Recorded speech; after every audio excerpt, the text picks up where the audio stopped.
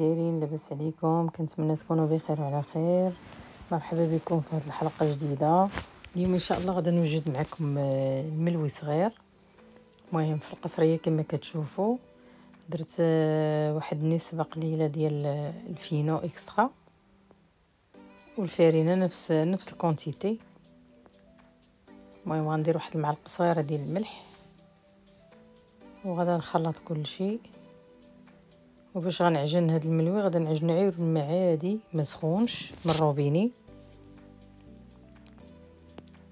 صافي كنعجنو عجينه ديال المسمن. المهم انا ما كنخليش مرخوف بزاف ملي كنعجن باش كنبقى نطلقو بالماء وندلك باش كيجينا الملوي مورق من الداخل بطبيعه الحال بالمساعده ديال الزبده والفينو باش كنرشو. المهم غادا نعجن العجينه ديالي كما قلت لكم، ما غاداش نديرها مرخوفه بزاف، كنبقى نطلقها بالماء. ومن بعد ملي كندلكها مزيان راه كنديرها في واحد الاناء ونغطيها، كندير السلوفان ومن بعد واحد الشيفون من الفوق وكنخليها جانبا واحد 4 دقائق ولا 5 دقائق حتى ترتاح مزيان. ومن بعد كنكورها. المهم على فكره هاد الملوي راه عندي راه واحد الطلبيه صايبها لواحد السيده. المهم تبعوا معايا الفيديو حتى الاخر. في الاخر نقول لكم شحال الثمن ديال البياسه. وما تبخلوش على اختكم بواحد اللايك. المهم الا عجبكم الفيديو بطبيعه الحال تخليو واحد الكومونتير مزيان وتبارطاجيوه مع الاصدقاء ديالكم. ايوا شجعوني، يلاه رجعت عاوتاني. اللي لايك البنات راه كيخليو الفيديو يعاود يتشاف بكثره عند ناس اخرين. صافي هنا بديت كنشكل. هنا راه كدرتهم شويه كبار وعاد تفكرت بلا المراه قالت لي بغاتهم صغار ونقص منهم. صافي انا غادا نشكل كل شيء وغادا ندهنهم واحد شويه بالزيت وضروري تغطوهم بالسلوفان. هنا غادا نصايب معكم ديك الحشوه باش غادا نرشهم. تماك عندي الفينو وخلطت معاه الزيت والزبده بحراره المطبخ كما كتشوفوا. هنا راني ما كنديرش انايا سميتها خميره، كنبقى كنطلق هذيك الزبده مزيان باش كيولي شويه ليكيد هذاك الخليط.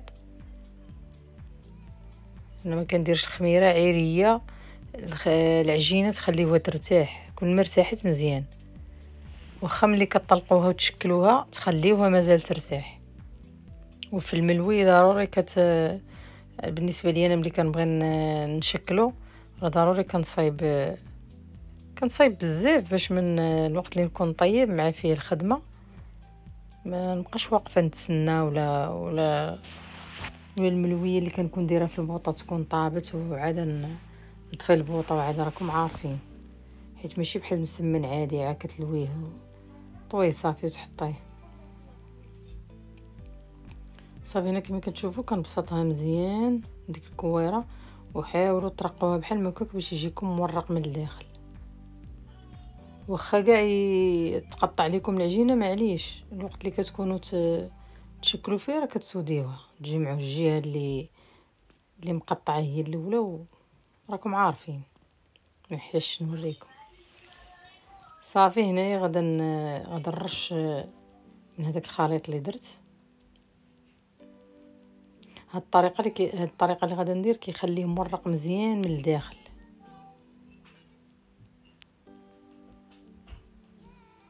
المهم كنبقى نطويه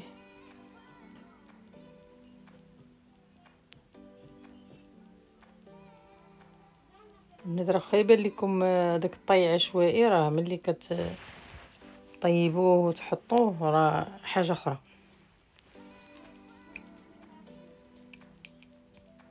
صافي ملي كنطويه كله كنعاود ندهنو شويه وكنلويه مرخوف، يعني ما كنزيرش هذيك التلويه باش يبقى مهوي من الداخل. المهم غنكمل معكم هاد الكميه كلها اللي عندي. تقريبا عفوا ماشي كلها، غندير تقريبا غير النص باش الوقت اللي نبدا نطلق فيها باش نطيب ملي نكون نطلق في الكوارات الاخرين، يعني ما نتعطلش حيت دغيا غادي يطيبوا وانا غنبقى نطلق.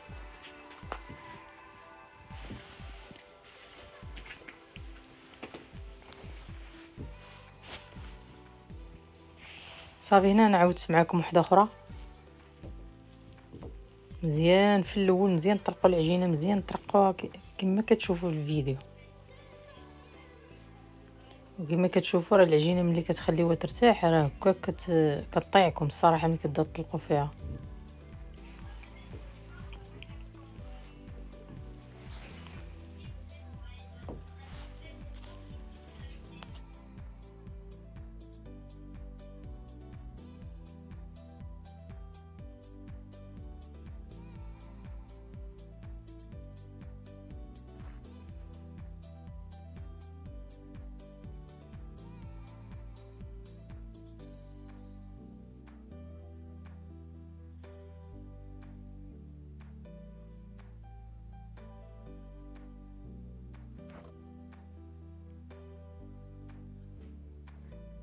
الايفون كيبين لي يديا محروقين، جاوي يسحبني واش كحله بحال هكاك. دابا عرفتي علاش؟ حيت اليوم صاب الشتا الحال مظلم. الايفون شويه في اللون ديالو هيدا كيبانوا محروقين يديا انا ماشي بحال هكاك. المهم انا عاودت معكم الثالثه. صراحه الملوي كيجي واعر، جربوا هاد الطريقه وردوا عليا. البنت اللي تجربوا الطاكينيه تقول لي كيفاش جاها. المهم في التلويه كما قلت لكم مرخوفه، ما تزيروش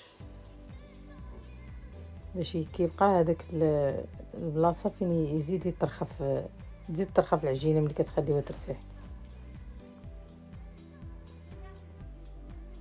المهم انا هنايا كما تشوفوا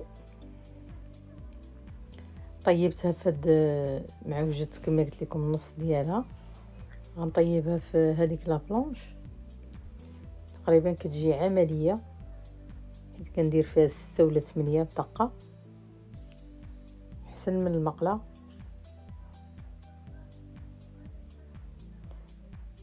والوقت اللي كتحطوها غير شويه تشوفوها شدات في راسها، ضروري تقلبوهم، كتبقاو تقلبوا فيهم الوقت كله اللي كتكونوا طيبوا فيهم باش كيجي من فوق من الداخل وما ينشفش لكم دغيا من جهه واحده.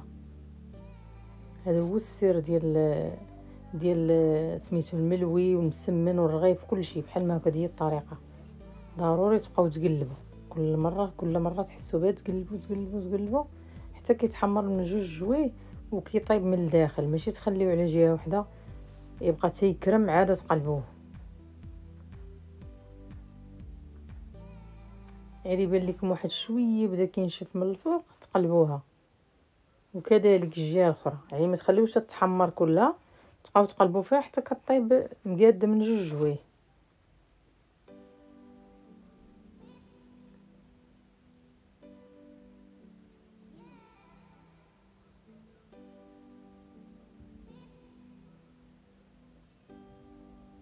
خليت لكم الفيديو دايز. هو صراحه الفيديو راه ما طويلش، انا ما كنديرش فيديوهات طوال غير باش تشوفوا كيفاش كنخدموا.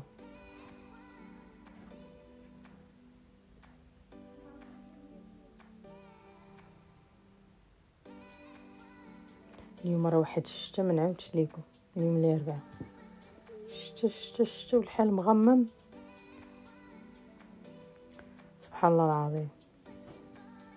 هذا وقتها عاوتاني المغرب راه باقي سخون، وهنا فرنسا راه الشتا. تبارك الله الشتا كتصب بزاف هنا، سبحان الله العظيم.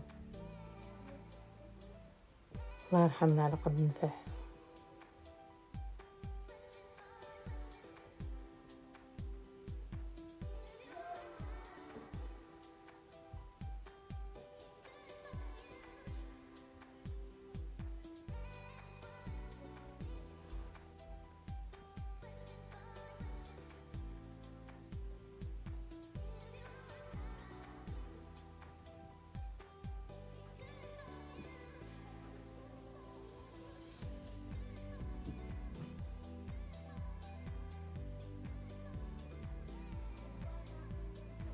بنات ما تبخلوش عليا بالبارطاج، ما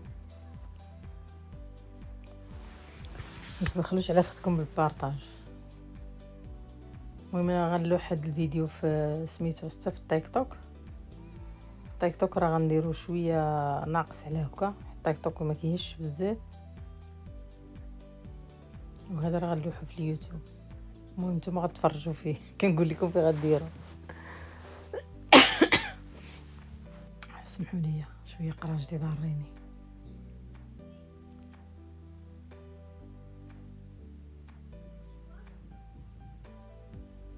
المهم ملي كيطيب، ملي كطيبوا كلشي، انا الوقت اللي كنكون طيب يعني ماشي تتكملوا كلشي اللي طابت كنديرها في شي طبسيل ولا في شي بلاصه، نكون مفرشه ليها واحد طورشون، ومن بعد نغطيها عاوتاني باش هذاك الصهد يرجع فيها. عاده تخبطوه من الجناب باش يتحل من الداخل قبل ما يبرد مزيان. المهم غتشوفوا معايا كلشي في الفيديو.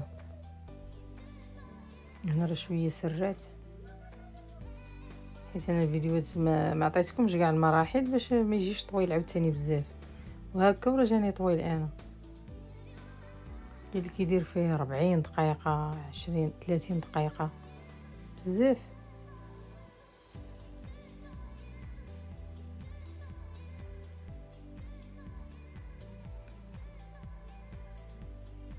هنا على فكره راني طيبت شي حاجه في الاول، كنخلي غير هذوك اللي غادي نبين لكم باش انا ما نعياش.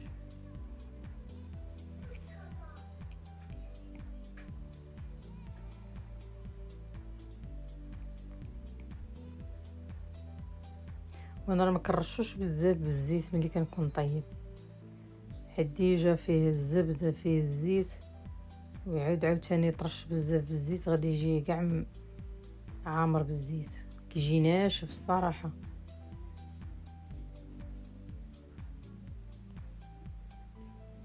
هذيك الطريقه كندير بحال هكاك، بحال البلاصه اللي حيت هاد البلانشات ماشي كاع البلايص كيطيبوا مزيان، كنبقى ندور فيهم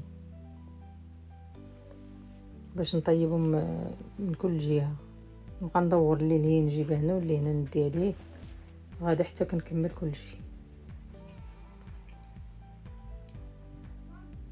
المهم هذا الفيديو كنتمنى ينال الاعجاب ديالكم.